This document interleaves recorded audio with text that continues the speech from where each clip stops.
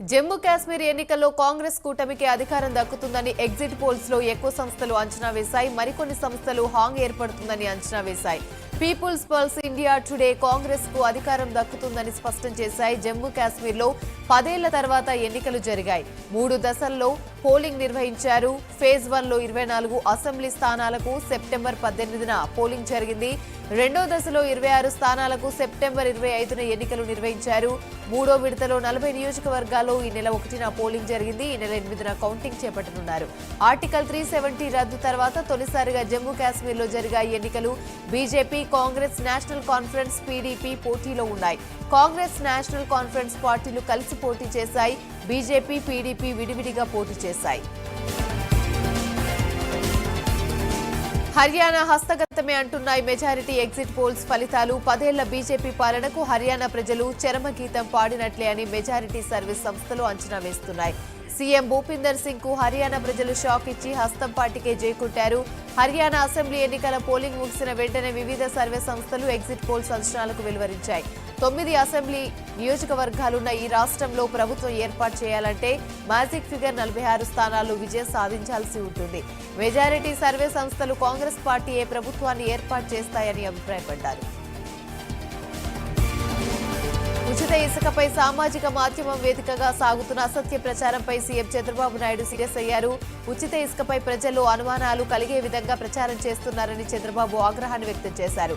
అటువంటి వారి పట్ల కఠిన చర్యలు తీసుకోవాలని గనుల శాఖ ముఖ్య కార్యదర్శి ముఖేష్ కుమార్ మీనాను సీఎం చంద్రబాబు ఆదేశించారు. తిరుమల పద్మావతి అతిథి గృహంలో టీటీడీ అధికారులతో సీఎం చంద్రబాబు సమీక్షా సమావేశాన్ని నిర్వహించారు. తిరుమల పవిత్రత నమ్మకం కాపాడేలా పనిచేయాలని అధికారులకు సూచించారు. కొండపై గోవింద నామస్మరణ తప్ప మరో మాట వినిపించకూడదన్నారు. ప్రశాంతతకు ఎక్కడా కూడా భంగం కలగకూడదన్నారు. ఏ విషయంలోనూ రాజీ పడొద్దన్నారు. అటవీ ప్రాంతాన్ని 72 నుంచి 80% పైగా పెంచాలని చంద్రబాబు కోరారు. ఏపీ కాలుష్య నియంత్రణ మండలి అధికారులకు డిప్యూటీ సీఎం పవన్ కళ్యాణ్ కొన్ని ముఖ్యమైన సూచనలు చేశారు. రాష్ట్ర వ్యాప్తంగా పర్యావరణ కాలుష్య సమస్యలను పరిష్కరించడానికి త్వరలో వర్క్ షాప్లు నిర్వహించాలని సూచించారు. కాలుష్య నియంత్రణ మండలికి సంబంధించిన అన్ని ప్రాంతీయ జోన్లలో మరియు ప్రధాన కార్యాలయాల వద్ద మధ్యాహ్నం 3 గంటల నుంచి సాయంత్రం 5 గంటల వరకు పబ్లిక్ గ్రీవెన్స్ కు సమయం కేటాయించాలన్నారు. ప్రజల నుంచి ఫిర్యాదులు స్వీకరించాలని ఆదేశాలిచ్చారు. టీటీడీలో రివర్స్ టెండరింగ్ విధానాన్ని రద్దు చేస్తూ ఈవో శ్యామలరావు నిర్ణయం తీసుకున్నారు. గత 5 ఏళ్లుగా అమలవుతున్న రివర్స్ టెండరింగ్ విధానాన్ని రద్దు చేస్తూ ఉత్తర్వులు జారీ చేశారు. తిరుమల పుణ్యక్షేత్రంలో ఇటీవలే జరిగిన పరిణామాలు, లడ్డు తయారీలో కల్తీ నెయ్యి వివాదంపై పరిష్కారం సూచిస్తూ బీసీ యువజన పార్టీ అధినేత రామచంద్ర యాదవ్ సీఎం చంద్రబాబుకు లేఖ రాశారు. తిరుమలలో సొంత డైరీ ఏర్పాటు ప్రణాళిక, తాను అందించనున్న భారీ సాయంతో సహా తిరుమల పాలక మండలి నియామకంపై కీలక సూచనలు చేస్తూ లేఖ రాశారు. దేశవ్యాప్తంగా 22 ప్రాంతాల్లో ఎన్ఐఏ సోదాలు నిర్వహించింది. జమ్మూ కాశ్మీర్, మహారాష్ట్రలతో సహా 5 రాష్ట్రాల్లో తనిఖీలు చేసింది. ఉగ్రవాదులకు నిధులు సమకూర్చిన కేసులో సోదాలు జరిపించి శంభాజీనగర్ జిల్లాలో ఒకరు, మలేగావ్లో మరొకరిని సీబీఐ అధికారులు అరెస్ట్ చేశారు. కాంగ్రెస్ అగ్రనేత రాహుల్ గాంధీ మళ్లీ చిక్కుల్లో పడ్డారు. గతేడాది లండన్లో జరిగిన ఓ కార్యక్రమంలో వినాయక్ దామోదర్ సావర్కర్ పై వివాదాస్పద వ్యాఖ్యలు చేశారు. దీనిపై అభ్యంతరం వ్యక్తం చేస్తూ సావర్కర్ మనవడు సత్యకి సావర్కర్ గతంలో పూణేలోని ఓ కోర్టులో పరువు నష్టం కేసు వేశారు. దీనిపై శుక్రవారం విచారణ జరిపిన కోర్టు అక్టోబర్ 23న తన ముందు హాజరు కావాలని రాహుల్ కు కోర్టు సమన్లు జారీ చేసింది. హైడ్రాకు చట్టబద్ధత కల్పిస్తూ తెలంగాణ ప్రభుత్వం ఆర్డినెన్స్ జారీ చేసింది. ఆర్డినెన్స్ పై గవర్నర్ జిష్ణుదేవ్ శర్మ సంతకం చేశారు. ఆర్డినెన్స్ పై గవర్నర్ సంతకం చేయడంతో హైడ్రాకు చట్టబద్ధత కల్పించినట్లయింది. గత నెల సెప్టెంబర్ 20న జరిగిన కేబినెట్ సమావేశంలో హైడ్రాకి చట్టబద్ధత కల్పించాలని ప్రభుత్వం నిర్ణయించింది. దానికి కేబినెట్ కూడా ఆమోదం తెలిపింది. ఆ తర్వాత ఆర్డినెన్స్ పై సంతకం కోసం రాజ్భవన్ కి ఫైల్ పంపిన ప్రభుత్వం దీంతో ఆర్డినెన్స్ ఫైల్ పై సంతకం చేశారు. గవర్నర్ జిష్ణుదేవ్ వర్మ అక్టోబర్ 3న ఆర్డినెన్స్ పై గెజిట్ విడుదలైంది. తెలంగాణ సీఎం రేవంత్ రెడ్డి రేపు మరోసారి ఢిల్లీకి వెళ్లనున్నారు. పలు రాష్ట్రాల్లో హోంశాఖ ఆధ్వర్యంలో నిర్వహించే సమీక్ష సమావేశంలో రేవంత్ పాల్గొనున్నారు. అయితే ఇటీవలే రాష్ట్రంలో కురిసిన వర్షాలు, వరదల వల్ల కలిగిన నష్టంపై మరోసారి కేంద్రానికి సీఎం నివేదిక ఇవ్వనున్నారు. కబ్జాల కారణంగా మూసీ కనుమరుగయ్యే పరిస్థితి వచ్చిందని సీఎం రేవంత్ రెడ్డి అన్నారు. బీఆర్ఎస్ బీజేపీ నేతలొస్తే ప్రత్యామ్నాయంపై చర్చిద్దామని తెలిపారు. మూసీ నిర్వాసితులను అనాథలను చేయబోమని వారికి అండగా ఉంటామని రేవంత్ రెడ్డి తెలిపారు. మూసీ నిర్వాసితులను ఏ విధంగా ఆదుకోవాలన్న అంశంపై సంబంధిత సంస్థలు నేతలతో డిప్యూటీ సీఎం చర్చలు జరుపుతారని సీఎం రేవంత్ రెడ్డి వివరించారు. మూసీ నది ప్రక్షాళనలో భాగంగా నిర్వాసిత కుటుంబాలు ప్రభుత్వంపై ప్రత్యేక దృష్టి సారించాయి. ఇప్పటికే నదీ గర్భంలో నివాసాలు కోల్పోయిన బాధిత కుటుంబాలకు డబుల్ బెడ్రూమ్ ఇల్లు కేటాయిస్తున్న ప్రభుత్వం విద్యా ఉపాధి కోసం ప్రత్యేక కమిటీని ఏర్పాటు చేసింది. మూసీ నది నిర్వాసితుల జీవనోపాధి కోసం ప్రత్యేక కూటమిని ఏర్పాటు చేస్తూ సీఎస్ శాంతికుమారి ఉత్తర్వులు జారీ చేశారు. సెర్ఫ్ సీఈఓ చైర్మన్ గా, జీహెచ్ఎంసీ కమిషనర్, వైస్ చైర్మన్ గా 14 మంది సభ్యులతో జీవనోపాధి కమిటీని ఏర్పాటు చేస్తున్నట్లు ఉత్తర్వుల్లో పేర్కొంది ప్రభుత్వం. సీఎం రేవంత్ రెడ్డి చేసిన వ్యాఖ్యలపై బీఆర్ఎస్ యువనేత పట్టుల కార్తిక్ రెడ్డి స్పందించారు. తమ కుటుంబానికి ఫామ్ హౌజులు ఎక్కడ ఉన్నాయో సీఎం చూపించాలని కార్తిక్ రెడ్డి డిమాండ్ చేశారు. కావాలనే తమ కుటుంబాన్ని సీఎం టార్గెట్ చేస్తున్నారని కార్తిక్ రెడ్డి మండిపడ్డారు. తన కొడుకులకు 3 ఫామ్ హౌజులు ఉన్నాయని ఆరోపించిన సీఎం రేవంత్ రెడ్డి అవి ఎక్కడున్నాయో చూపించాలని మాజీ మంత్రి సవిత సవాల్ విసిరారు. నిజంగా ఫామ్ హౌజులు ఉంటే అవి అక్రమంగా నిర్మించుకున్నట్టయితే కూల్చుకోవాలని సూచించారు. తనపై అడ్డగోలుగా మాట్లాడుతున్న ముఖ్యమంత్రి రేవంత్ రెడ్డి మంత్రి కొండా సురేఖని వదిలేది లేదని బీఆర్ఎస్ వర్కింగ్ ప్రెసిడెంట్ కేటీఆర్ స్పష్టం చేశారు. హైదరాబాద్ శివార్లోని కందుకూరులో జరిగిన రైతు దీక్షలో మాట్లాడిన కేటీఆర్ త్వరలో ముఖ్యమంత్రి రేవంత్ రెడ్డిపై పరువు నష్ట దావా వేస్తామని ప్రకటించారు. అలాగే మంత్రి సురేఖ క్షమాపణ చెప్పేంత వరకు వదిలిపెట్టేది లేదని కేటీఆర్ తెలిపారు. హరీష్ రావు కేసీఆర్ది మోసాల కుటుంబమని పీసీసీ వర్కింగ్ ప్రెసిడెంట్ జగ్గారెడ్డి విమర్శించారు. రుణమాఫీపై రాహుల్ గాంధీ ఇంటి ముందు ధర్నా చేస్తామని చెప్పిన హరీష్ రావు ఏ మొహం పెట్టుకుని వెళ్తారని జగ్గారెడ్డి ప్రశ్నించారు. తెలంగాణ ప్రజలను మోసం చేసిన కల్వకుంట్ల కుటుంబానికి రాహుల్ గాంధీ ఇంటి ముందు ధర్నా చేసే హక్కు లేదని జగ్గారెడ్డి అన్నారు. ఛత్తీస్గఢ్ దండకారుణ్య తుపాకుల మోతతో దద్దరిల్లింది. ఎదురుకాల్పులతో పచ్చని అడవి ఎరుపెక్కింది. నారాయణపూర్, దంతేవాడ జిల్లాల సరిహద్దులో ఎదురుకాల్పులు జరిగాయి. దీంతో ఘటనా స్థలంలో ఎటు చూసిన మృతదేహాలు, నెత్తుటి దారులు కనిపించి భయభ్రాంతులకు గురిచేశాయి. మొత్తంగా 36 మంది మావోలు మృతదేహాలను స్వాధీనం చేసుకున్నామని దంతేవాడ ఎస్పీ గౌరవరాయ్ మీడియాకు చెప్పారు. సీనియర్ సినీ నటుడు రాజేంద్ర ప్రసాద్ కుమార్తె గాయత్రి గుండెపోటుతో మరణించారు. రాత్రి గాయత్రి గుండెపోటు రావడంతో గచ్చిపోలులోని ఏఐజీ ఆసుపత్రిలో చేర్పించారు. అయితే పరిస్థితి విషమించడంతో ఆసుపత్రిలోనే గాయత్రి కన్నుమూశారు. సినీ నటుడు రాజేంద్ర ప్రసాద్ కూతురు గాయత్రి పార్థివ దేహానికి మెగాస్టార్ చిరంజీవి దంపతులు నివాళులర్పించారు. తర్వాత రాజేంద్ర ప్రసాద్ చిరంజీవి దంపతులు ఓదార్చారు. చిన్న వయసులోనే గాయత్రి చనిపోవడం ఎంతో బాధాకరమని ప్రగాఢ సానుభూతి తెలియజేశారు చిరంజీవి. ప్రముఖ నటుడు రాజేంద్ర ప్రసాద్ కుమార్తె గాయత్రి మరణం తనను దిగ్భ్రాంతి కలిగించిందని డిప్యూటీ సీఎం పవన్ కళ్యాణ్ అన్నారు. గాయత్రి ఆత్మకు శాంతి చేకూరాలని ప్రార్థిస్తున్నానన్నారు. రాజేంద్ర ప్రసాద్ వారి కుటుంబ సభ్యులకు ప్రగాఢ సానుభూతి తెలిపారు. ఇక పుత్రిక వియోగాన్ని తట్టుకునే మనోధైర్యాన్ని రాజేంద్ర ప్రసాద్కు ఇవ్వాలని ఆ భగవంతుని కోరుకుంటారన్నారు.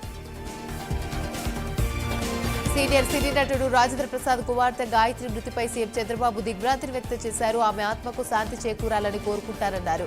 ఈ మేరకు ఎక్స్ వేదికగా ట్వీట్ చేశారు. ఈ పలువురు ప్రముఖులు కూడా గాయత్రి మృతికి సంతాపాన్ని ప్రకటించారు. సీనియర్ సినీ నటుడు రాజేంద్ర ప్రసాద్ కుమార్తె గాయత్రి మృతిపై సినీ రాజకీయ ప్రముఖులు దిగ్భ్రాంతిని వ్యక్తం చేశారు. రాజేంద్ర ప్రసాద్ కు ధైర్యం చెప్పడానికి గాయత్రి పార్థివ దేహానికి నివాళులర్పించేందుకు తారలు కదిలి వచ్చారు. సోషల్ మీడియా వేదికగా సెలబ్రిటీలు సంతాపాన్ని ప్రకటించారు. గాయత్రి ఆత్మకు శాంతి చేకూరాలని ప్రార్థించారు. హీరో అల్లు అర్జున్, సినీ నటుడు సాయి కుమార్, దర్శకుడు నాగాశ్విన్, మంత్రి ఎర్రబెల్లి దయాకర్రావు తదితరులు పరామర్శించారు.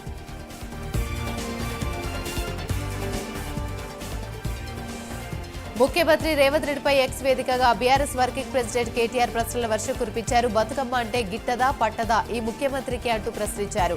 ఆడబిడ్డల వేడుకల ఏర్పాట్లు చేయడానికి మనసు రావట్లేదా అని కేటీఆర్ అడిగారు. పండగ పూట కూడా పల్లెలను పరిశుభ్రంగా ఉంచలేరా అని రేవంత్ రెడ్డిని ప్రశ్నించారు. చెత్తా చెదారం మధ్య మన అక్కా చెల్లెలు బతుకమ్మలు ఆడుకోవాలా అంటూ మండిపడ్డారు. అక్కినేని నాగార్జున కుటుంబంపై చేసిన వ్యాఖ్యలతో చిక్కుల్లో పడి ఇంటా బయట విమర్శలు ఎదుర్కొంటున్న తెలంగాణ మంత్రి కొండా సురేఖ వ్యవహారంపై కాంగ్రెస్ అధిష్టానం సీరియస్ అయింది.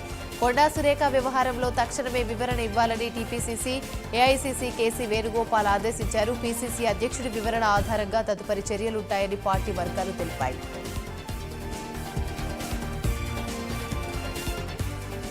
తిరుపతి లడ్డూ వివాదంపై సుప్రీంకోర్టు ఇచ్చిన ఆదేశాలను స్వాగతిస్తున్నామని వీహెచ్పీ జాతీయ అధికార ప్రతినిధి రావినూతుల శశిధర్ తెలిపారు. ఈ వివాదంపై మొదటి నుంచి స్వాతంత్ర దర్యాప్తు కోసం వీహెచ్పీ డిమాండ్ చేసిందన్నారు. ఈ దర్యాప్తు ద్వారా సత్యం వెలుగు చూస్తుందన్నారు. ఏపీలో 5 అడిషనల్ ఎస్పీలను ప్రభుత్వం బదిలీ చేస్తూ ఉత్తర్వులు జారీ చేసింది. ఇంటెలిజెన్స్ అదనపు ఎస్పీగా ఏఎస్ ఖాదర్ బాషా, విజిలెన్స్ కు కె శ్రీనివాసరావును బదిలీ చేసింది. అంతేకాకుండా ఏలూరు అడ్మిన్ ఎస్పీగా సూర్యచంద్రరావు, నంద్యాల అడ్మిన్ ఎస్పీగా ఎన్ యుగంధర్ బాబు, గుంటూరు క్రైమ్ అదనపు ఎస్పీగా కె సుప్రజలను బదిలీ చేస్తూ ఆదేశాలు జారీ చేసింది. జగిత్యాల జిల్లా కొరుట్ల ఎస్ఐ శ్వేతపై సస్పెన్షన్ వేటు పడింది. ఎస్ఐ శ్వేతను సస్పెండ్ చేస్తూ మల్టీజోన్ ఐజీ చంద్రశేఖర్ రెడ్డి ఉత్తర్వులు జారీ చేశారు. ఇటీవలే భార్యాభర్తల విషయంలో జగిత్యాలకు చెందిన భర్త శివప్రసాద్ కు ఎస్ఐ శ్వేత కౌన్సిలింగ్ నిర్వహించారు. అవమాన భారంతో 10 రోజుల క్రితం శివప్రసాద్ ఆత్మహత్య చేసుకున్నాడు. దీనిపై పూర్తి స్థాయి నివేదిక అనంతరం శ్వేతను సస్పెండ్ చేస్తూ ఉత్తర్వులు జారీ చేశారు. ప్రముఖ యూట్యూబర్ హర్ష సాయిపై లుకౌట్ నోటీసులు జారీ అయ్యాయి. మెగా సినిమా రైట్స్ కోసం తనపై లైంగిక దాడికి పాల్పడ్డారని యువతి ఫిర్యాదులో పేర్కొన్నారు. పోలీసులు రంగంలోకి దిగారు. అనంతరం హర్ష సాయిపై కేసు నమోదు చేసి దర్యాప్తు మొదలుపెట్టారు. శంషాబాద్ పురపాలక సంఘ కార్యాలయాన్ని మంత్రి దుద్దిల శ్రీధర్ బాబు ప్రారంభించారు. Chevella MP Konda Vishweshwar Reddy, MLA Prakash Goud, MLC Mahender Reddy, municipality chairman Sushma Mahender Reddy కార్యక్రమానికి హాజరయ్యారు. విశాఖ స్టీల్ ప్లాంట్ ప్రైవేటీకరణ అంటూ మొండిగా ముందుకు పోతున్న కేంద్రానికి కూటమి పార్టీలు తమ మద్దతు ఉపసంహరించాలని ఉత్తరాంధ్ర ప్రజా సంస్థ కన్వీనర్ వివి రమణమూర్తి విజ్ఞప్తి చేశారు. ఢిల్లీ పర్యటనకు వెళ్తున్న ఏపీ సీఎం చంద్రబాబు పర్యటనలో స్టీల్ ప్లాంట్ ప్రైవేటీకరణ అంశం లేకపోవడం బాధాకరమన్నారు. స్టీల్ ప్లాంట్కి 10,000 కోట్ల నిధులు కేటాయిస్తే ప్రైవేటీకరణ అవసరం లేదన్నారు.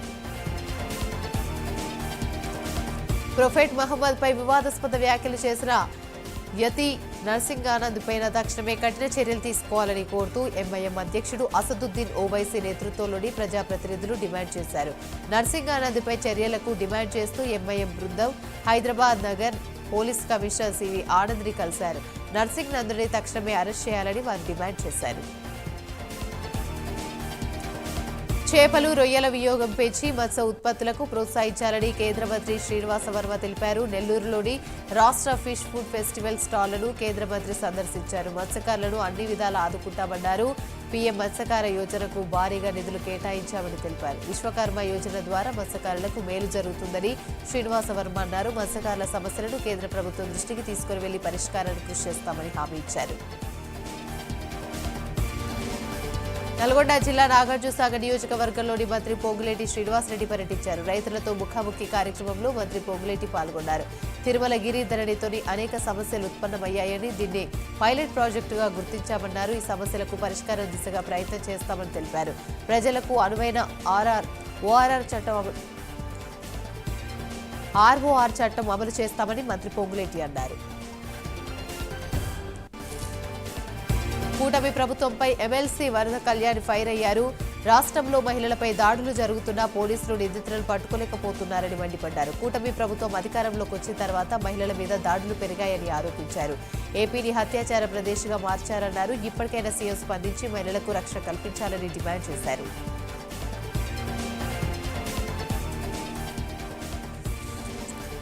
ఇక తుమ్మిడికుంట కబ్జా చేసి ఎన్కన్వెన్షన్ నిర్మించారని నాగార్జునపై జనం కోసం సంస్థ ప్రెసిడెంట్ కసిరెడ్డి భాస్కర్ రెడ్డి ఫిర్యాదు చేశారు. మాదాపూర్ పోలీస్ స్టేషన్లో కంప్లైంట్ ఇచ్చారు. 100 కోట్ల విలువైన చెరువు భూములను నాగార్జున ఆక్రమించారని ఆరోపించారు.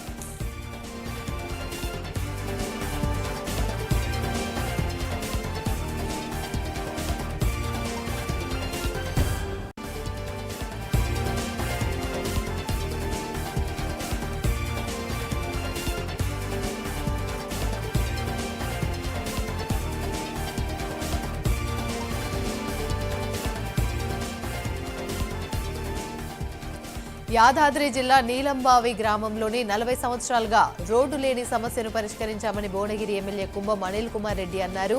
ట్రైబల్ వెల్ఫేర్ నిధుల నుంచి గొల్లగూడెం అనాజీపురం బీటీ రోడ్డుకు 2 కోట్ల 10 లక్షల రూపాయల ఖర్చుతో నిర్మాణ పనులకు శంకుస్థాపన చేశామని తెలిపారు. గ్రామానికి రోడ్డు వెళ్తుందన్న ఎమ్మెల్యేకి గ్రామ ప్రజలు అభినందనలు తెలియజేశారు. పార్వతీపురం మన్యం జిల్లా సాలూరు వెలమపేట కళ్యాణ మండపంలో మహిళా రక్షణ అవగాహన కార్యక్రమాన్ని నిర్వహించారు. ఈ కార్యక్రమంలో మంత్రి గుమ్మడి సంధ్యారాణి, ఎమ్మెల్యే జగదీశ్వరి పాల్గొన్నారు. దేశంలో మహిళలకు భద్రత కరువైందని మంత్రి సంధ్యారాణి అన్నారు. ప్రతి ప్రభుత్వ కార్యాలయాల్లో అంగన్వాడీ సెంటర్లో హెల్ప్ లైన్ నెంబర్లు ఏర్పాటు చేయాలన్నారు. మచిలీపట్నంలో సీఎన్జీ గ్యాస్ కొరతపై ఆటో డ్రైవర్లు వినూత్న రీతిలో నిరసన చేపట్టారు. బైపాస్ రోడ్లోని సీఎన్జీ బంక్ ఎదుట తమ ఆటోలకు తాళ్లు కట్టి లాగుతూ నిరసన తెలిపారు. ఒక్క సీఎన్జీ బంక్ ఉండడం, అందులోనూ కావలసినంత సీఎన్జీ గ్యాస్ లేకపోవడం తీవ్ర ఇబ్బందులు పడుతున్నామని ఆటో డ్రైవర్లు వాపోయారు. స్పందించి సీఎన్జీ కొరతను పరిష్కరించాలని ఆటో వర్కర్స్ యూనియన్ జిల్లా ప్రధాన కార్యదర్శి పోలినాయుడు డిమాండ్ చేశారు.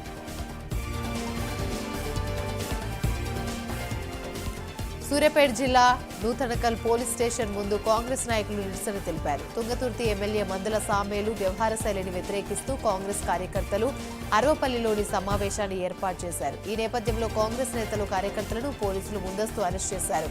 దీంతో తమ కార్యకర్తలను వదిలిపెట్టబోమంటూ కాంగ్రెస్ నాయకులు పోలీస్ స్టేషన్ ముందు బైఠాయించి నిరసన చేపట్టారు.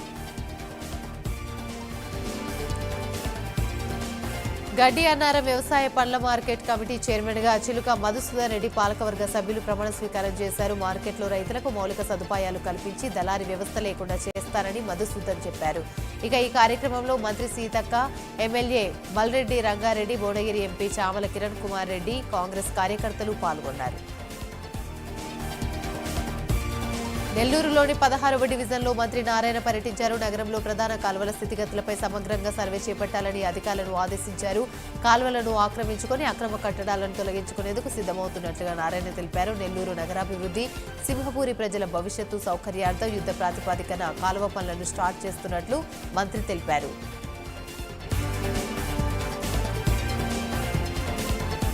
కాకినాడ జిల్లా గోకవరం మండలం తిరుమలాయపాలెంలో గ్రామంలోని ఎమ్మెల్యే జ్యోతుల నెహ్రూ 4 సిమెంట్ రోడ్లకు శంకుస్థాపన చేశారు. గ్రామ పంచాయతీ కార్యాలయం వద్ద ఆర్ఓ ప్లాంట్ను ప్రారంభించారు. కూటమి ప్రభుత్వం అభివృద్ధి ధ్యేయంగా ముందుకు సాగుతున్నామని జ్యోతుల నెహ్రూ అన్నారు.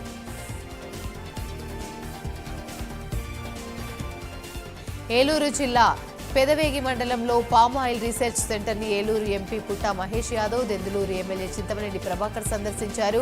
పామ్ ఆయిల్ రైతు సమస్యలు తెలుసుకుని పరిష్కరించుకునేందుకు కృషి చేస్తామని ఎంపీ అన్నారు. పామ్ ఆయిల్ రీసెర్చ్ సెంటర్ చేసే ప్రతి పరిశోధన రైతుకు ఉపయోగపడాలని ఎమ్మెల్యే చింతమనేని తెలిపారు.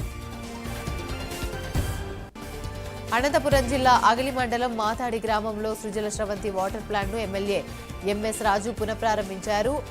ఆర్జీటీ సంస్థ విన్సెంట్ ఫెర్రర్ సహకారంతో గతంలో ఈ ప్లాంట్ను ప్రారంభించారు. అయితే గత వైసీపీ ప్రభుత్వం నిర్లక్ష్యంతో చెడిపోయిన ఆ వాటర్ ప్లాంట్ను ఇప్పుడు ఎమ్మెల్యే ఎంఎస్ రాజు మరమ్మతు చేయించారు. ఈ కార్యక్రమంలో మాజీ ఎమ్మెల్సీ గుండముల తిప్పేస్వామి, రాష్ట్ర కార్యదర్శి శ్రీనివాస్ మూర్తి, జెడ్పీటీసీ ఉమేష్, కన్వీనర్ కుమార్ స్వామి పలుమార్లు పాల్గొన్నారు. ఉస్మానియా యూనివర్సిటీ నాన్ టీచింగ్ ఉద్యోగుల ఆధ్వర్యంలో నిర్వహించిన బతుకమ్మ పండుగ వేడుకల్లో మంత్రి సీతక్క పాల్గొన్నారు. మహిళా ఉద్యోగులతో కలిసి బతుకమ్మ ఆడారు. ప్రకృతిలో పూలను దేవతగా కొలిచే గొప్ప సంస్కృతి మనదని సీతక్క అన్నారు. బతుకమ్మ పండుగను ఘనంగా నిర్వహించేలా ప్రజలు ప్రభుత్వం చర్యలు తీసుకోవాలన్నారు. నల్గొండ జిల్లా సౌలిగౌరారం మండలం ఉట్కూరులో బహుజన బతుకమ్మ నిర్వహించారు. ఈ బతుకమ్మలో ప్రజా గాయని విమలక్క పాల్గొన్నారు. బతుకమ్మను ఎత్తుకొని గ్రామంలో ఆడి పాడారు. పర్యావరణాన్ని కాపాడుకుంటే బతుకమ్మను బతికించుకున్నట్టేనని ఆమె తెలిపారు. బహుజన బతుకమ్మ ఉద్యమంలో ప్రతి ఒక్కరూ భాగస్వామ్యం కావాలని కోరారు. తిరుమలలో ఒక్కసారిగా వాతావరణం మారింది. తిరుమలలో సుమారు 2 గంటల పాటు భారీ వర్షం కురిసింది. భారీ వర్షంతో భక్తులు తీవ్ర అవస్థలు పడ్డారు. శ్రీవారి సాలకట్ల బ్రహ్మోత్సవాల కారణంగా ఆలయం ఎదురుగా షెడ్లను తొలగించారు. షెడ్లు లేకపోవడంతో వర్షంలో తడుస్తూ వెళ్తున్నారు భక్తులు. విజయవాడలోని ఇంద్రకీలాద్రి అమ్మవారికి ప్రకాశం జిల్లా కొండేపేకి చెందిన కొబ్బరి బోండాల వ్యాపారి అంకులయ్య భారీ కానుకను సమర్పించారు. 16,50,000 రూపాయల ఖర్చు చేయించి మంగళసూత్రాలను అమ్మవారి కానుకగా ఇచ్చారు. తన సంపాదనలో ప్రతిరోజు కొంత దాచి అమ్మవారికి మంగళసూత్రాలు చేయించారని అంకులయ్య తెలిపారు. సూర్యాపేట జిల్లా వేపలసింగార గ్రామంలో 3వ రోజు ముద్దపప్పు బతుకమ్మ సంబరాలు ఘనంగా జరిగాయి. అంగరంగ వైభవంగా నిర్వహించుకునే ఈ పండుగలో చిన్న పెద్ద తేడా లేకుండా మహిళలందరూ తీరొక్క పూలతో ఒకే చోట చేరి సంబరాలు జరుపుకున్నారు.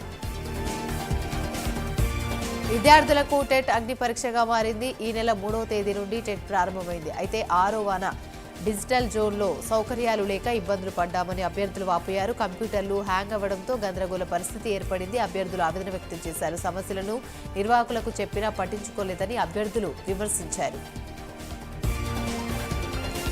భద్రాద్రి కొత్తగూడెం జిల్లా భద్రాచలం సరిహద్దుల్లో మావోలు పోస్టర్లు కలకలం రేపాయి. శత్రు ఊహాత్మక ఆపరేషన్ కగార్ దాడిని ఓడించాలని పిలుపునిచ్చారు. మావో పార్టీ 20వ వార్షికోత్సవాలను విప్లవోత్సవాలతో దృఢ సంకల్పంతో జరుపుకోవాలని ప్రజా పునాదిని బలోపేతం చేస్తూ ప్రజా యుద్ధాన్ని పురోగమింపజేద్దామని కరపత్రాలు రాశారు. మావోల బీకేఏఎస్ఆర్ డివిజన్ కమిటీ పేరిట కరపత్రాలు విడుదలయ్యాయి. గట్కేసర్ సర్కిల్ ఇన్స్పెక్టర్ సైదులపై బదిలీ వేటు పడింది. గడ్డం మహేష్ అనే వ్యక్తిని 3 వ్యక్తులు కలిసి హత్య చేశారు. అయితే ఈ కేసులో ఓ నిందితుడిని తప్పించుకునేందుకు ఇన్స్పెక్టర్ లంచం తీసుకున్నారనే ఆరోపణలు వచ్చాయి. దీనిపై రాజకొండ కమిషనర్ సుధీర్ బాబు విచారణ జరిపించి సిఐ సైదులను బదిలీ చేస్తూ ఉత్తర్వులు జారీ చేశారు. నిజామాబాద్ జిల్లా వడ్డేపల్లిలో విషాద ఘటన చోటు చేసుకుంది. ఆన్లైన్ బెట్టింగ్ కు ఓ కుటుంబం బలైంది. ఒకే కుటుంబానికి చెందిన 3 ఆత్మహత్య చేసుకోవడంతో ఆ గ్రామంలో విషాద ఛాయలు అలుముకున్నాయి. బెట్టింగ్ లో డబ్బులు పోగొట్టుకుని అప్పుల పాలయ్యాడు. దీంతో ఉరేసుకుని తల్లి, తండ్రి, కుమారుడు సూసైడ్ చేసుకున్నారు. ఘటనపై పోలీసులు కేసు నమోదు చేసి దర్యాప్తు చేస్తున్నారు. పార్వతీపురం మన్యం జిల్లా లంకాజోడు గ్రామంలో దారుణం చోటు చేసుకుంది. కుటుంబ కలహాలతో మహిళ పిల్లలకి విషమిచ్చి తాను ఆత్మహత్యకు పాల్పడింది. గమనించిన స్థానికులు ఉటావుటిన భద్రగిరి ఆసుపత్రికి తరలించారు. మెరుగైన వైద్యం కోసం వైద్యులు పార్వతీపురం ప్రభుత్వ ఆసుపత్రికి తరలించారు. చిన్నారుల తండ్రి రమేష్ పార్వతీపురంలో పోలీస్ కానిస్టేబుల్ గా విధులు నిర్వహిస్తున్నారు. పెద్దపల్లి జిల్లాలోని ప్రభుత్వ కార్యాలయాల్లో కోతులు బీభత్సం సృష్టించాయి. ఎంపీడీఓ కార్యాలయానికి ఆనుకుని ఉన్న పంచాయతీరాజ్ అబ్కారీ శాఖలకు సంబంధించి కార్యాలయాల్లో ఉన్న ఉద్యోగులను కోతులు ఇబ్బందులు పెడుతున్నాయి. ప్రతిరోజు కోతులు విధులకు భంగం కలిగిస్తున్నాయని వాపోతున్నారు. పలుసార్లు అటవీశాఖ అధికారులు ఫిర్యాదు చేసినా పట్టించుకోవడం లేదని ఆరోపించారు. వెంటనే అధికారులు స్పందించి సమస్యను పరిష్కరించాలని ఉద్యోగులు కోరుతున్నారు. కర్నూలు జిల్లా ఎమ్మిగనూరు మండలంలో విషాదం చోటు చేసుకుంది. కె నాగలాపురం గ్రామానికి చెందిన 2 చిన్నారులు ఆడుకుంటూ పక్కనే ఉన్న పురుగుల మందు తాగి స్పృహ కోల్పోయారు. వెంటనే గమనించిన ఇంట్లో సభ్యులు ఎమ్మిగనూరు ప్రభుత్వ ఆసుపత్రికి తరలించారు. ఒకరు మరణించగా మరి బాలుడి పరిస్థితి విషమంగా మారింది. ఈ ఘటనపై పోలీసులు కేసు నమోదు చేసి దర్యాప్తు చేస్తున్నారు.